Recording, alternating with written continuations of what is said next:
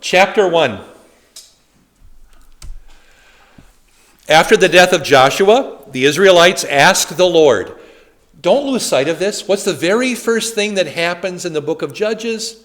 A prayer. The Israelites asked the Lord, who of us is to go up first? Remember, from Jericho, everything is up. Who of us is to go up first against the Canaanites? And how would they ask this of the Lord? They asked, I believe, of the Urim and Thummim.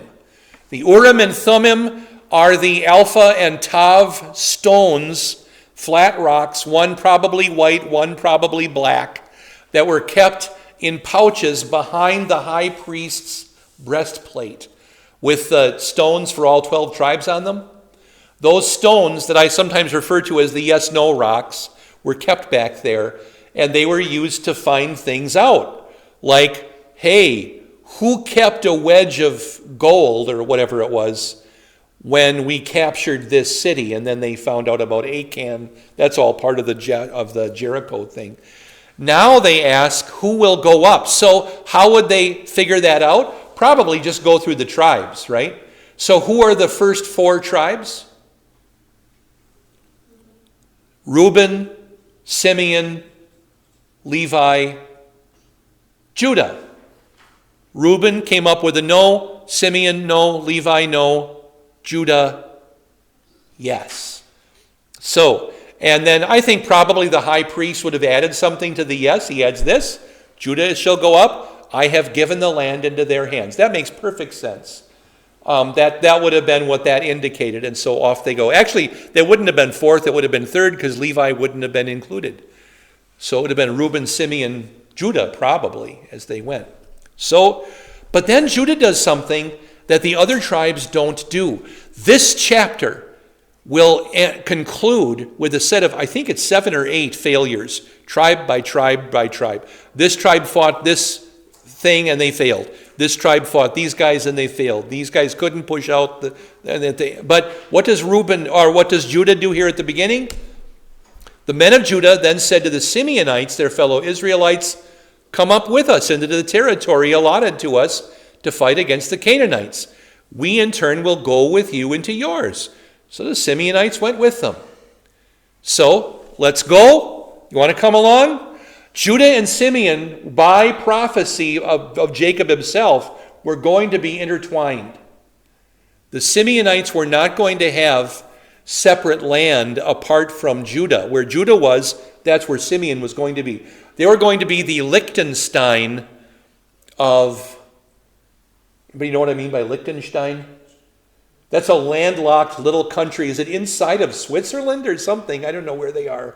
But Liechtenstein doesn't have any outside territory that isn't this other country that it's inside of. Same is true of Vatican City. And there are some other places like that where they're completely within somebody else. Lesotho in Africa is like that. I'll stop. Okay, I come up with... All right.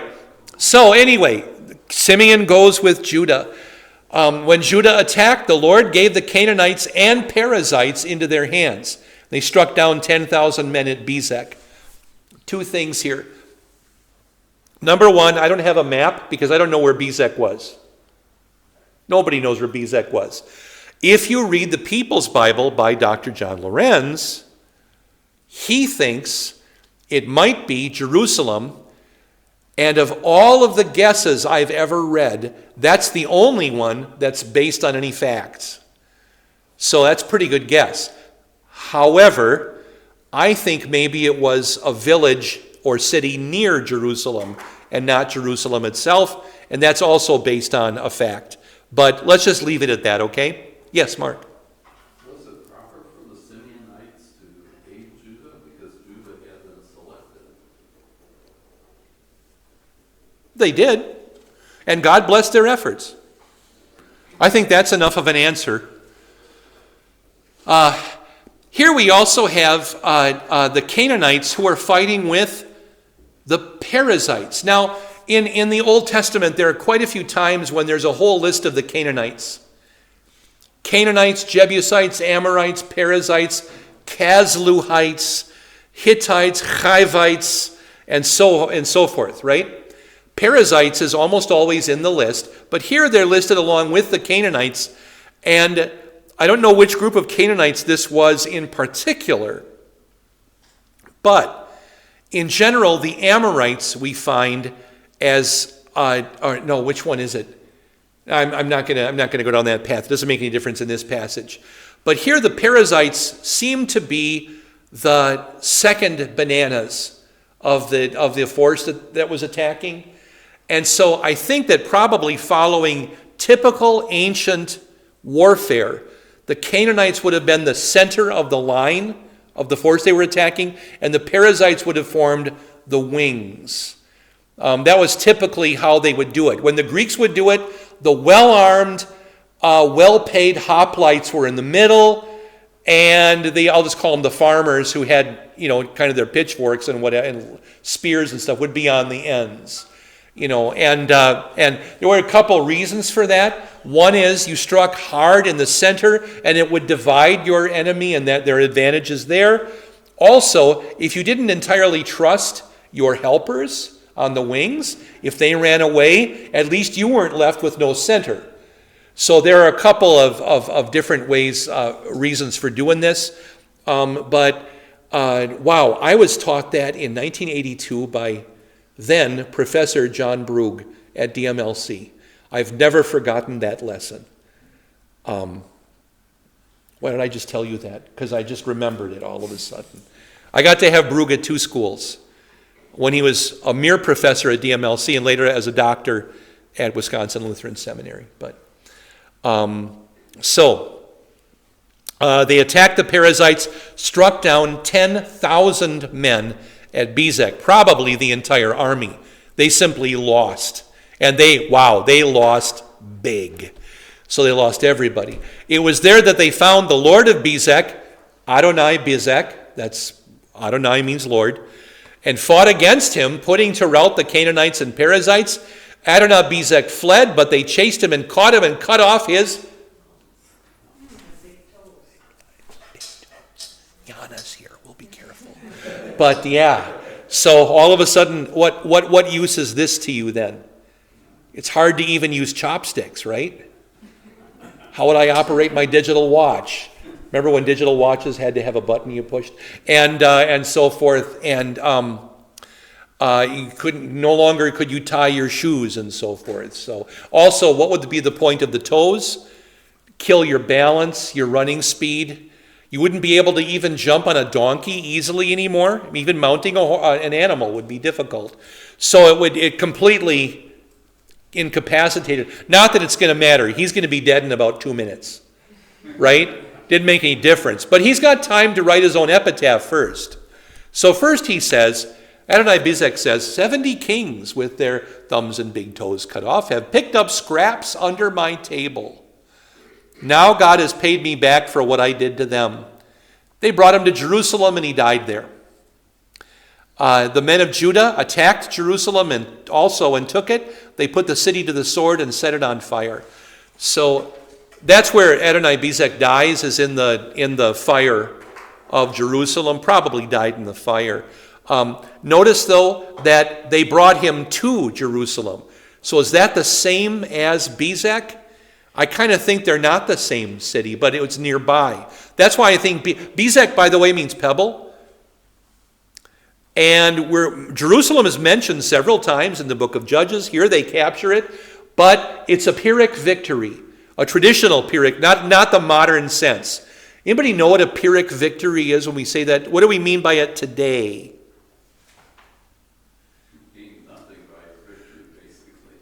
That actually, I'm sorry, Mark, that's the classic correct answer. That Pyrrhus was 4th or 5th century BC Greek city-state king. Not of all of Greece, but of one Greek little state. He was the first great opponent of Rome when Rome began to actually fight wars. Rome ultimately conquered the world out of self-defense. I'll justify that statement another time, but it's a pretty famous statement about Rome. But Pyrrhus fought against the Romans, but he never followed up his victories.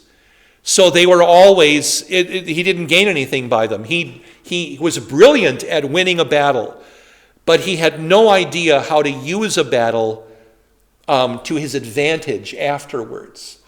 And also now people often talk about one battle where he won the victory but lost almost his entire army. And so a victory that's costly is what we often talk about with a Pyrrhic victory today. But not really. Originally, it was just a guy who didn't follow up his victories. So they don't do that with Jerusalem here. They attack it. It was a city on a hill. It was a great strategic location. What do they do with it? They just burn it. So they don't actually capture it. And they weren't necessarily obligated to do that with Jerusalem. They could have done something else. Yes? Was Jerusalem likely to have been walled at the time? I was going to get to that. Probably not. You wouldn't need them at this time. Nobody had the kind of weaponry that would be necessary for walls. I'm talking like catapults and trebuchets and things. Very likely, all you need for Jerusalem is probably a palisade that is a big old fence made out of telephone poles. That's a palisade on the north end. That's the only end where you can walk in level, where the washerman's field was. Otherwise, it's all just sheer hills going down. Jerusalem basically is shaped like your hand facing down this way with 3 fingers. And this one's the city of the city of David's in the middle. There's another city over here, and then the Mount of Olives over on this side and so forth. But then from the north, you can walk right in from above. I used to do a lot more hand maps in the pulpit, didn't I? I don't do that anymore so much. I started taking kind of flack for it, so I kind of stopped all that stuff. I would rather be known for the gospel than for my quirks. But anyway, they probably just burned the palisade and the wooden structures that were there. And then after that, though, the Jebusites rebuilt it, very likely from the 10th century, the 12th, 13th century here, with stone. So that's probably where the heavier structure begins, is following that victory of the Israelites. After that, Judah went down, because everywhere from Jerusalem is down. Now they go down. They went down to fight against the Canaanites living in the hill country, the Negev, and the western foothills. So everything to the west and south are the directions we're heading now. They advanced against the Canaanites living in Hebron, formerly called Kiriath Arba. And that's a curiosity because Hebron and Jerusalem are the 2 cities used in Israel for what? The kings.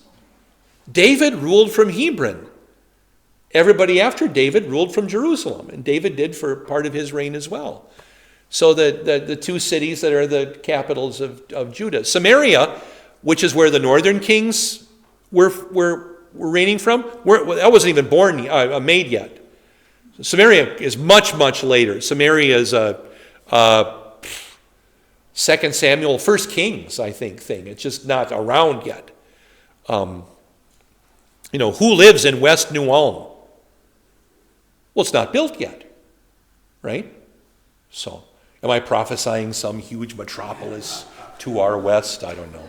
Anyway, what? Yes, a Culver's, yeah. And a Target. Yeah, okay, I'm sorry. Calm down. Okay. I got mad when they took away Target. Okay. You know why they took away our Target? Because it was making a profit. No. No, it was making a profit, and they wanted us in New Ulm to do online shopping, so they killed our Target. Yes, that's directly from the management of our former Target. Calm down. It'll be okay. All right. You also can't buy fish in New Ulm anymore either. Goldfish, I mean. Okay, let's go. All righty. For my fish tank.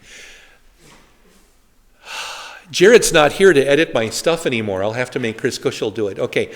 They advanced against the Canaanites living in Hebron, formerly called Kiriath Arba, and defeated. Oh, three names now. Shishai, Ahiman, and Talmai. It's verse 10. Will you remember that it's verse 10 I'm looking for later? I don't care if you remember the guys' names. Just remember, Pastor, it was verse 10, because I'm going to come back here. But Shishai, Ahiman, and Talmai. I need those names in a little bit. Because I think that our author skips, he's stretching out a fact that he's got some other stuff to tell us about, but these three guys are important to the story down the road. Okay, from there they advanced against the people living in Debir, formerly called Kiriath Sefer. Sefer is the Hebrew word for book, something like that. All right. Caleb said, this is this Caleb. Caleb, the guy who with Joshua said, we can do it. We can take him. Caleb is a really old man. Caleb would have been, at the end of the Exodus, he'd have been, 40 plus 40 is 80, right?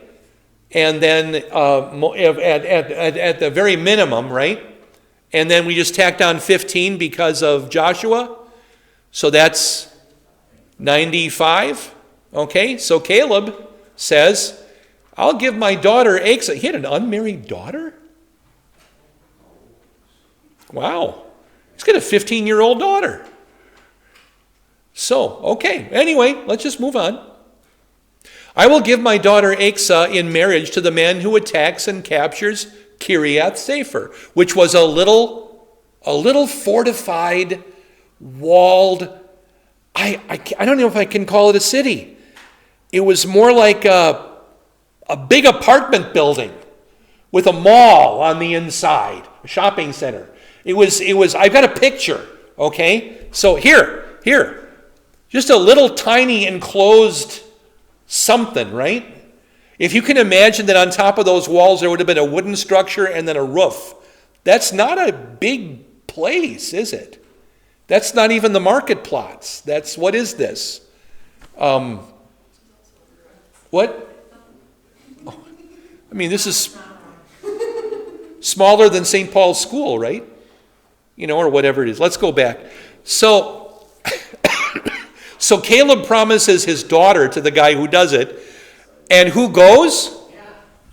His kid brother. Othniel, son of Kenaz, Caleb's younger brother, took it. So Caleb gave his daughter to Aksa in marriage. So who does she marry? Her uncle. Now, in Luther's time, some of Luther's opponents who were foreshadowing the theological wasteland of the 19th and 20th centuries, they had already begun to question Scripture. And what about these mistakes that are there in the Bible? For example, they asked, well, what if Othniel dies without a child? Who does she have to sleep with to have a baby? Who is Othniel's brother?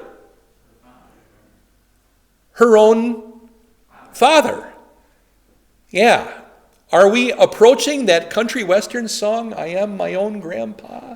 Here, do you know about that song? Google it. Okay. So next time we do karaoke, maybe I Am My Own Grandpa would be a fun one. So, and what does Luther say? Okay, Luther, in a letter to a friend, this friend was concerned about this, had heard attacks on the Bible because of this. Because some of the people who Luther called the Schwärmer, these are the people who thought they could hear the Holy Spirit buzzing in their ears. They were attacking Scripture. They said, we should be listening for the Spirit in our hearts and not paying attention to the Word of God. There's all kinds of mistakes in the Word of God, they said. And Luther says, even if through the law of Deuteronomy, Caleb would have been obligated to marry his brother's wife, but because this wife of his brother was his own daughter, he was prohibited from marrying her by another superior law and would have been ordered to stay away from her. The law of Deuteronomy 25, which is the Levirate law, yields to the other law, which is the law of nature. You can't do that. You can't marry your own parent or child. So Luther says that, and if you apply that to the rest of Judges, that brilliant observation on part of the reformer in a letter, now do you understand how to answer the paradox people have of how can there be all this blood and killing in Judges over against the fifth commandment? You shall not murder. Well, because God told them, wipe out these nations who have rejected me, but these nations and only these nations, the Canaanites, the Amorites, the Perizzites, the Casluhites, not the Caphtorites, the Philistines, and so on, but not Moab. Why? They're your brothers. The Moabites are your brothers. Don't wipe out the Moabites. So the Lord, were they supposed to wipe out the Egyptians? No, they had no orders to wipe out the Egyptians. The Hivites, yes, but not some of these others. So you're not going to just wipe out anybody who walks to your front door who's not wearing the Star of David. You're going to war against these countries, these nations that have rejected me. Because if you don't, they're going to be like yeast, like rotten yeast in your food, right? So get rid of them. Okay. So that really answers that question of how can you have the one and the other at the same time. There's one law. The one law does not annihilate the other law. All right. This is, again, the Kiryat Sefer ruins. This was taken in I think the 1920s. But when Israel was not yet built up in the modern sense. My son leaves in 13 hours for Israel. God bless their journey. He's supposed to make it back the day before his brother graduates from high school, but we'll see. I made him sign the card in case he's late, so we'll see. All right. This is the girl now, Asa. When she came to Othniel, she urged him to ask her father for a field. And when she got down off her donkey, Caleb asked her, "What is it you wish?" So this morning I wondered about this. Did Othniel not ask? But I think he did ask. I think that probably just Caleb wants clarification from his daughter. What exactly do you want? So she asks for a field, and she replies in verse 15, "Give me a special blessing. Since you have given me land in the Negev," which, by the way, is a desert, "give me also springs of water." Now, doesn't that make sense? Unless you live in Luther's time, and there are people who take everything in the Bible to be an allegory. And suddenly nothing in the Bible means what it says. We have to allegorize everything. Thank you, Thomas Aquinas. Everything has to have a different meaning. And Luther said, no, it doesn't. It can just mean what it says. And so, because otherwise what you're going to end up with is here, no, then the passage maybe is some mystical statement about two sources of spiritual knowledge, the upper and lower springs, or two sources of grace, or, here's the heresy, two sources of salvation,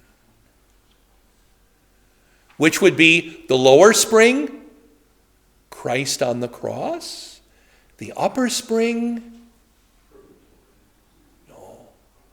Mary, the mediatrix.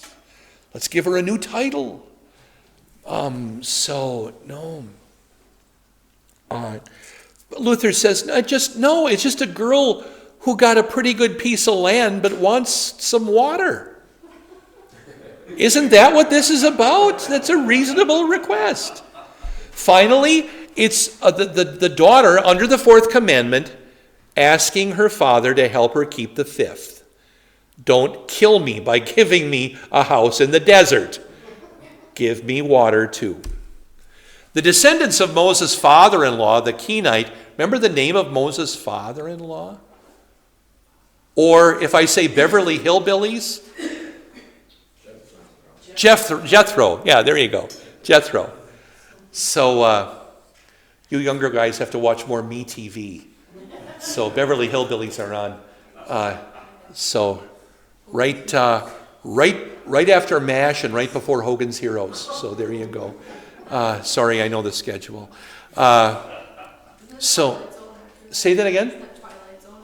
That's later at night after I go to bed. I don't know about Twilight Zone. So the descendants of Moses' father-in-law, the Kenite, went up from the city of palms. They're down they're down with the rest of Israel in the launching. They're still on go. They haven't rolled the dice yet in our Monopoly game, right? They now go up with the men of Judah to live among the people of the desert of Judah in the Negev near Arad. Now that's a pretty garish looking piece of land there, right? That could be, those places that are further west than New Ulm.